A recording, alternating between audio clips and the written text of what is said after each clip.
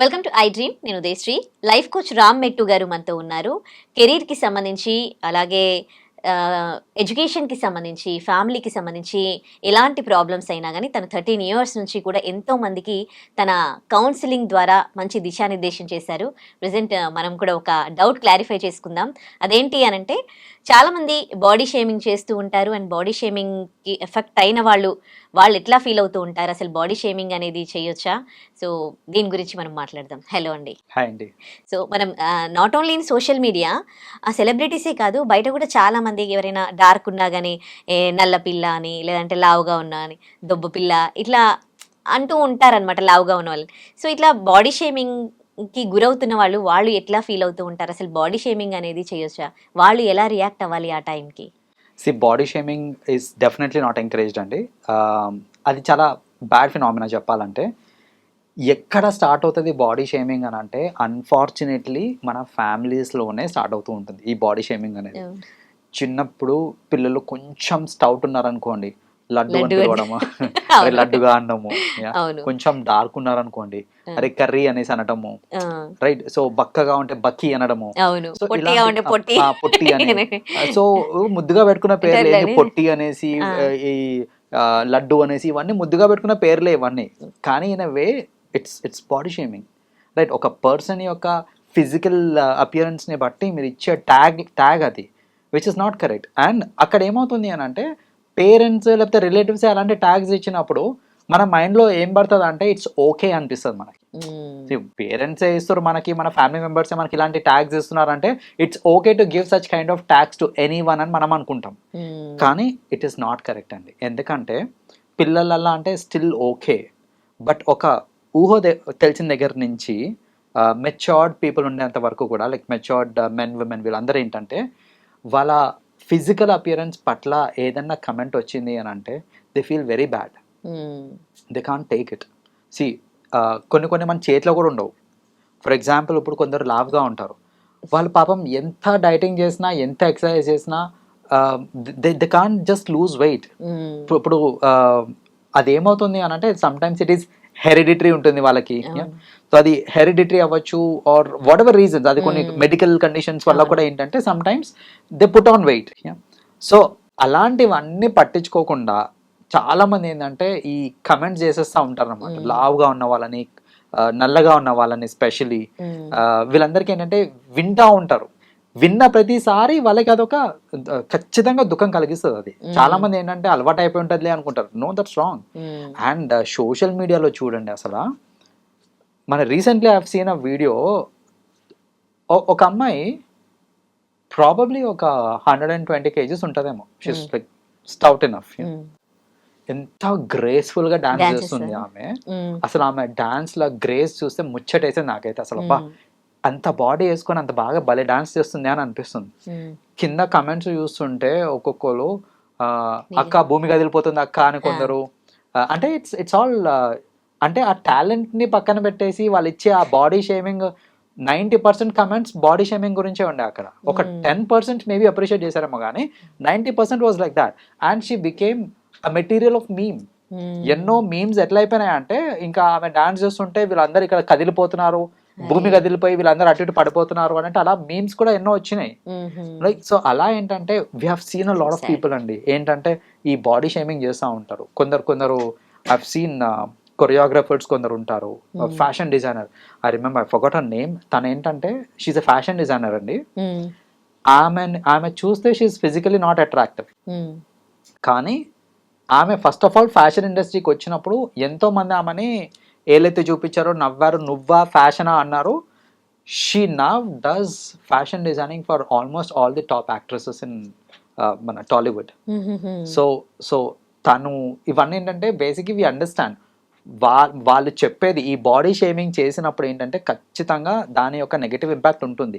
మీరు ఆ negative impact వల్ల ఎంతమంది వాళ్ళ కెరియర్స్ లూజ్ అవుతారో, వాళ్ళ కాన్ఫిడెన్స్ లూజ్ అవుతారో.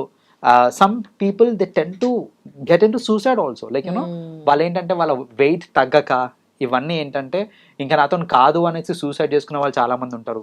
Some people they gave up careers also, right. So ఇవన్నీ అవుతున్నాయి అని అంటే purely because of body shaming అండి. బాడీ షేమింగ్ ఆపాలి.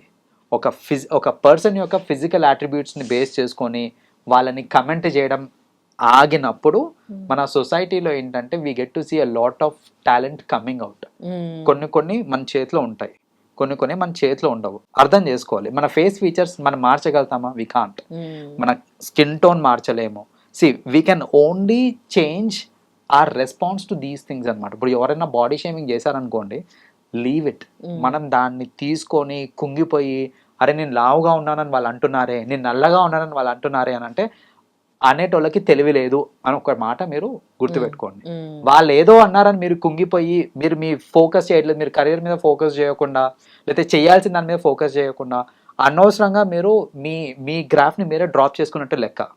రైట్. సో అలా కాకుండా మీ కెరియర్ అప్లిఫ్ట్ అవ్వాలి, లైఫ్లో మీరు హ్యాపీగా ఉండాలి అని అంటే ఈ బాడీ షేమింగ్ చేసే వాళ్ళ కమెంట్స్ అన్నిటిని పట్టించుకోకండి. మీరు పట్టించుకున్నారు అని అంటే you can be happy. And ఈ బాడీ షేమింగ్ చేసే వాళ్ళకి కూడా నేను ఒకటే చెప్తాను, నిజంగా మీ మదర్నో మీ బ్రదర్నో మీ సిస్టర్నో ఎవరో అట్లా కమెంట్ చేస్తే మీకు ఎలా అనిపిస్తుందో ఒక్కసారి ఆలోచించండి. మీ ఫ్యామిలీ మెంబర్స్ని ఎవరన్నా దొబ్బిది అనేసి లేకపోతే పొట్టిది అనేసి బండది అనేసి ఇట్లాంటి మాటలు మాట్లాడితే అసలు మీకు ఎలా ఉంటుంది అనేసి ఒక్కసారి get in to those shoes and think.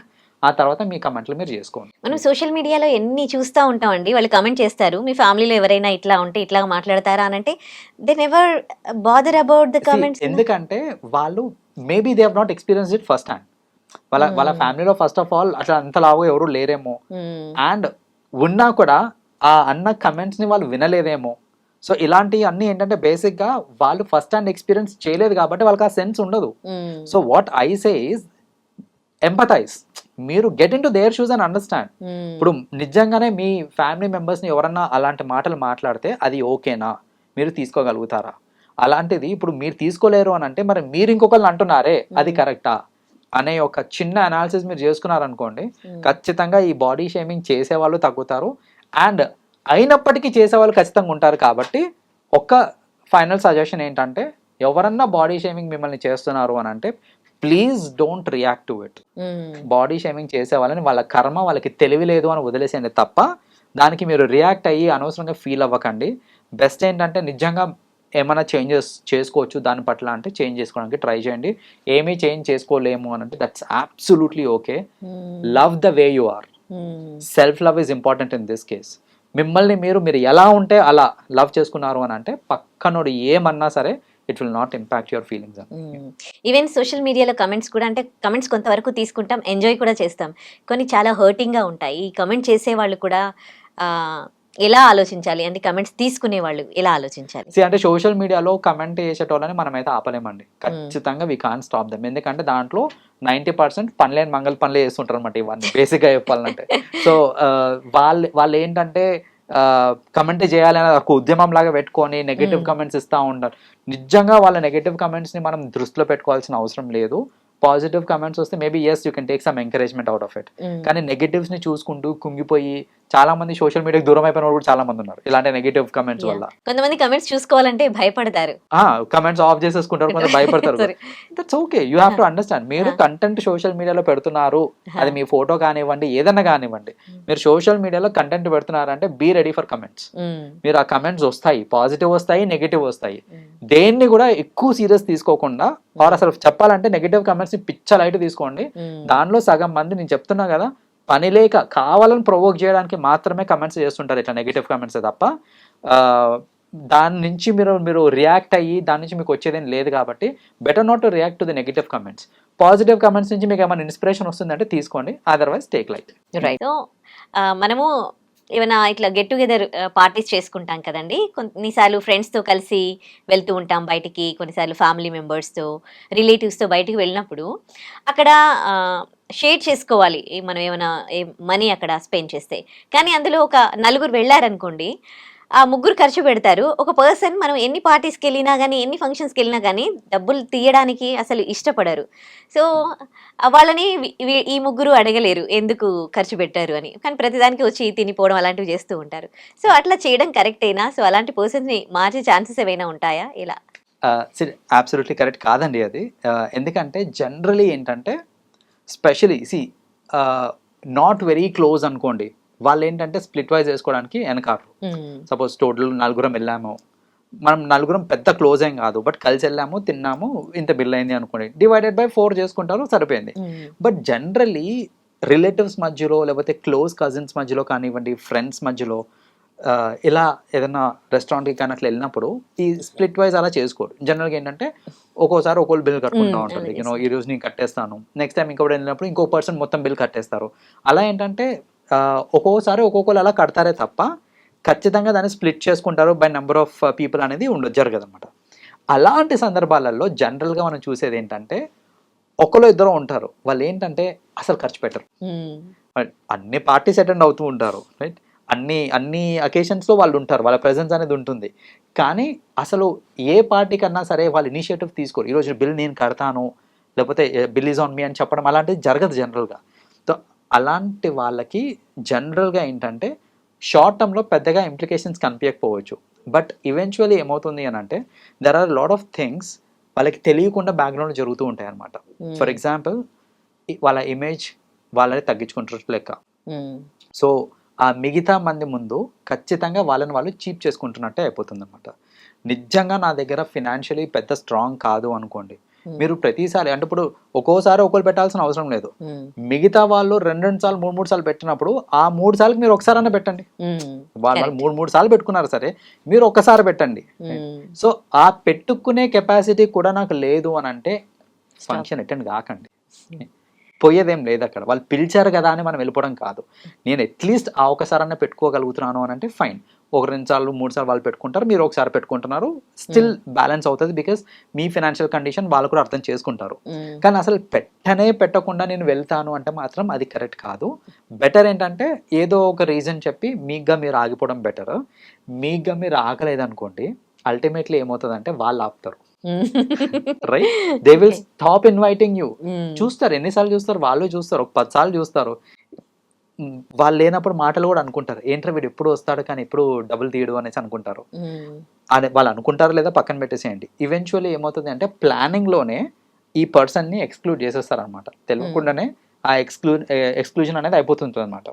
So బేసిక్గా మీరు ఆ స్టేజ్ వరకు వెళ్ళకుండా it is always good to put money some times, once in a while, ఎప్పుడో ఒకసారి.